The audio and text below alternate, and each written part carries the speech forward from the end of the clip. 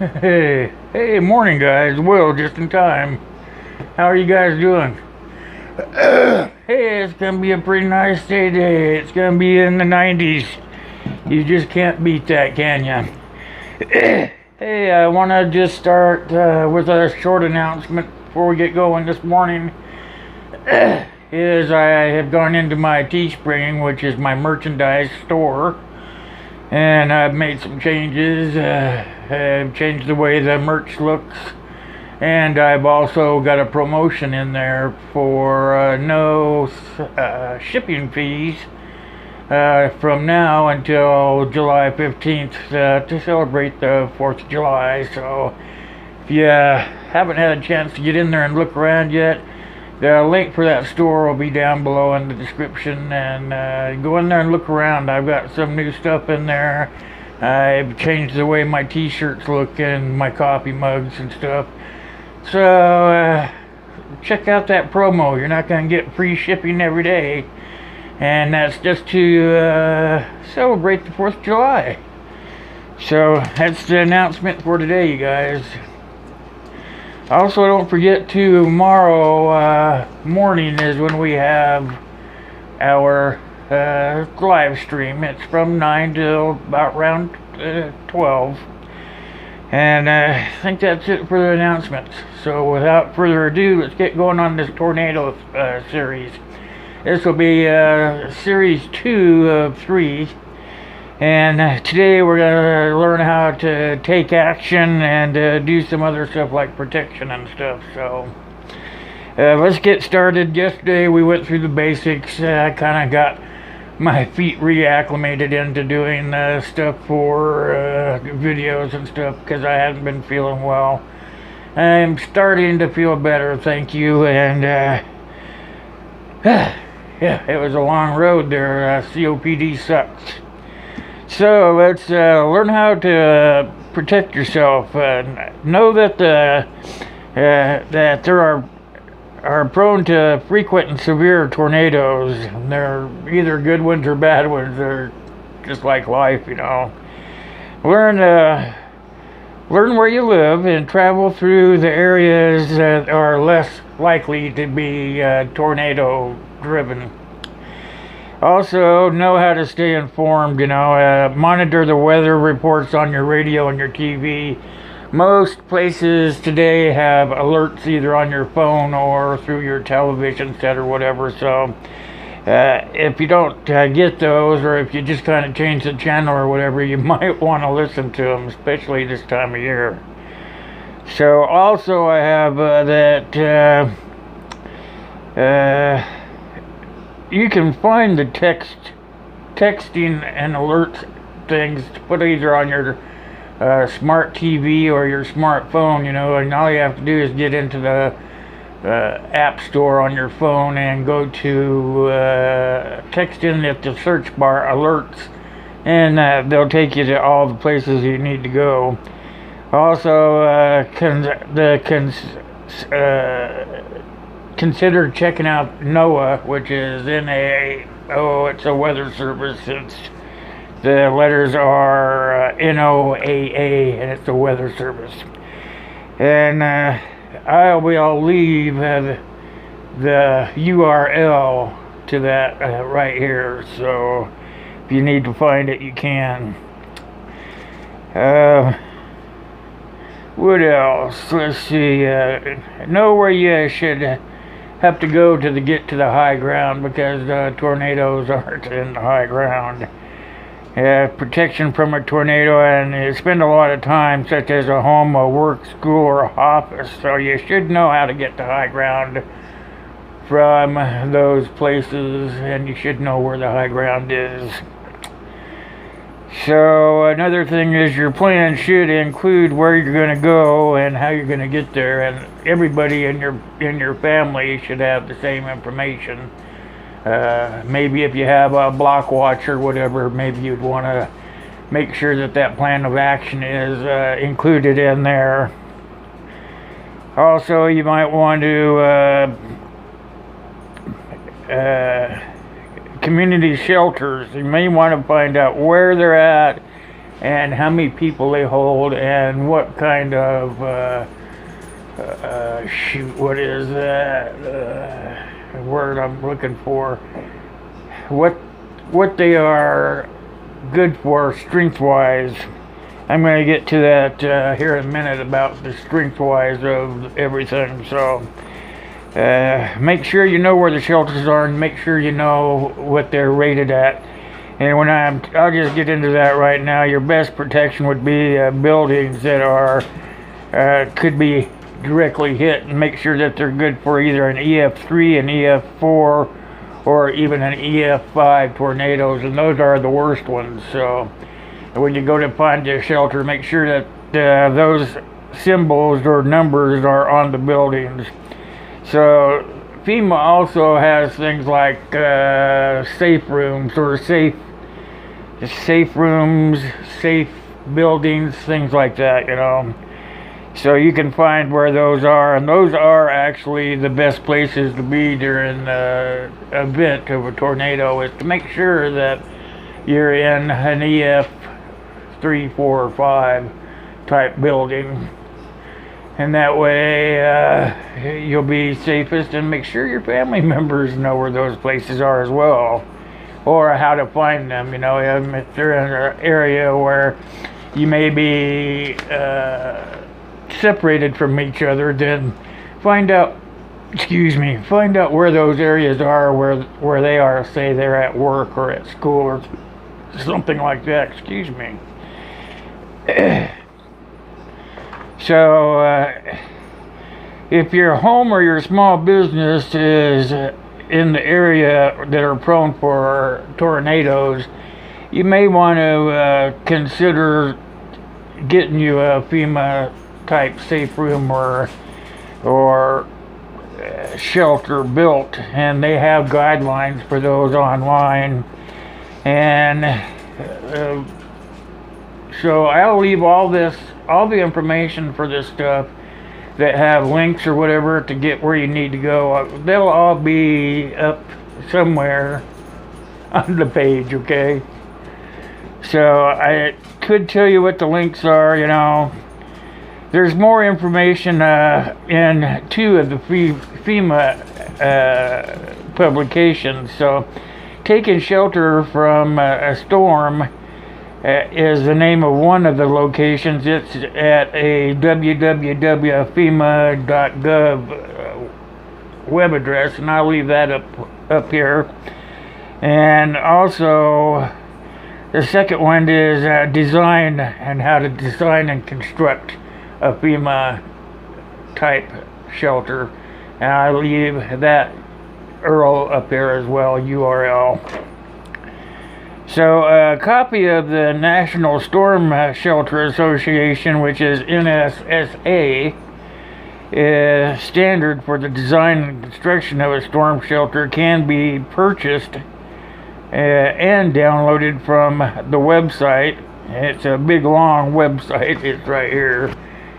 So I'm just going to type the URL into the video. I'll either put it up here or maybe down here. And it's a long one. So let's get into moderate protection. Now, your moderate protection would be in a sturdy building, and you should also plan to go to a small interior structure of the home, windowless room, such as a closet or even a basement or bathroom. And additional steps to protect yourself from it are very important. And they're telling you that after you get to these locations, that you want to make sure that you have things like seat cushions or sleeping bags or a blanket, and you want to make sure that you kneel down in a ball, and that you cover your head and neck with a blanket.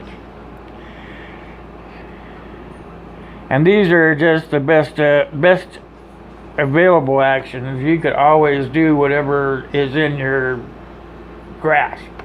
That's the best way to put it, is look around you and your surroundings. You're only going to have a matter of minutes to be in a safe area and a safe place, and just to gather things up as you're going to that area.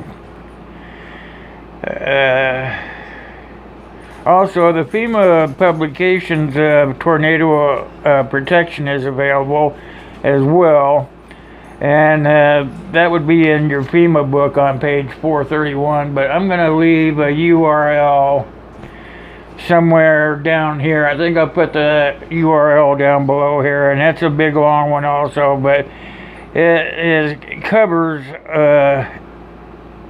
how to make one really well, you know, and make sure that it's going to be up to standards and nobody's going to get injured or killed. Another good thing to have note of is that you want to use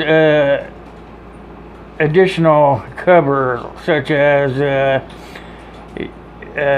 being under a table or covering your head and your neck and your arms with your arms. You know, you get down in a ball and you cover yourself up like, you know, like this, and to protect your face, arms, neck, and all your stuff to keep you kicking.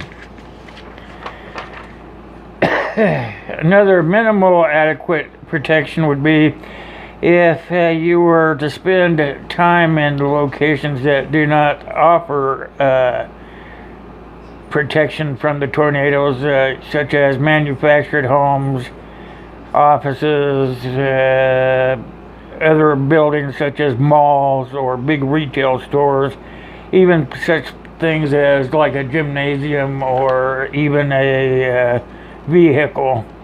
You would want to plan ahead, and you'd want to be ready to change your plans within using those things, and watch so that you'll be able to reach a different location within the storm within, like I told you before, within just a matter of a minute, 30, 60, 90 seconds.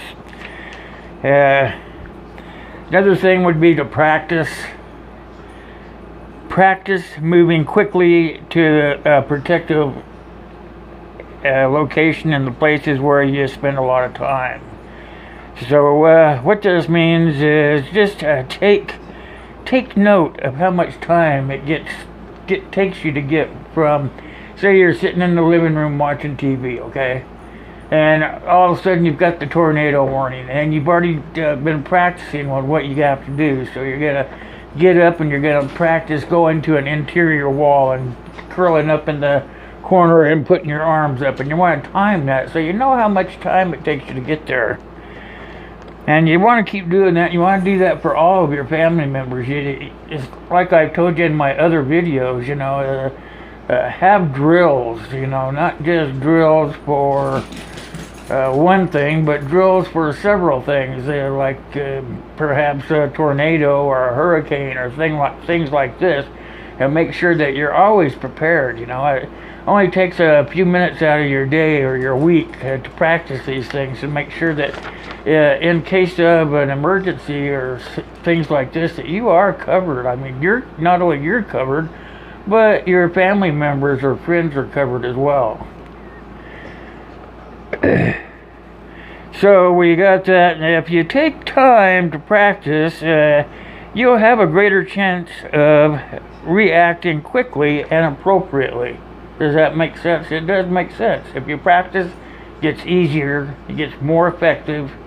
You start coming up with the what-if scenarios so that you can take care of it.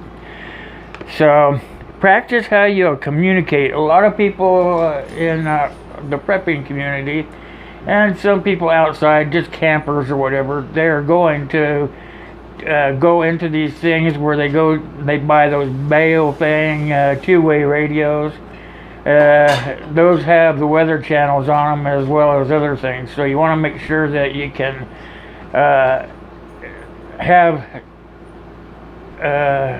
be able to get to one, okay?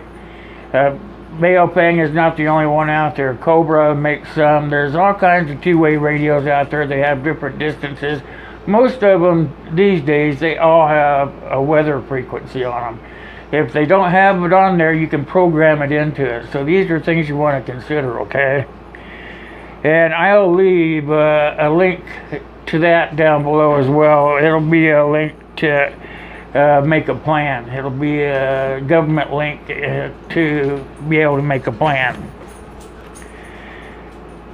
Also, you want to practice your first aid skills. These are important to make sure that you know exactly what to do in certain situations. Emergency response actions through training classes. And they hold them all through your community most of the time. If they're not in your community, they're close to your community where you can get to them.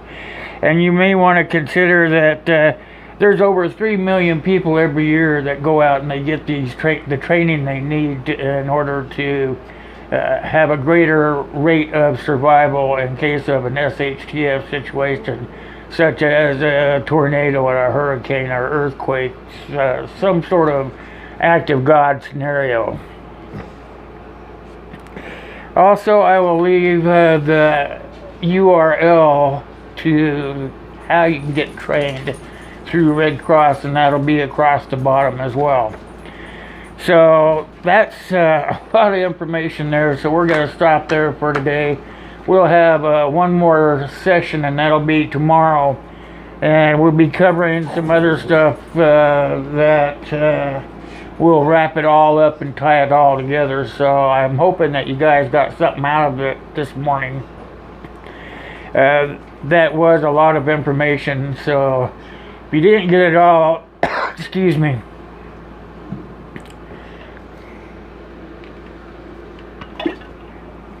didn't get it all the first time through, make sure you rewind the video and watch it again, because there's a lot of good information in this video today, and I want to make sure that everybody has the tools they need to get through a SHTF situation like a tornado.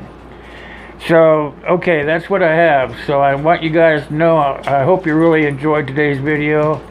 I know I learned a lot, even though I read it before I go on. I rehearse, as we all do. When you start talking to the subscribers, it starts coming a little closer to home. So, as you guys know, I love you, and I couldn't do any of this stuff without you.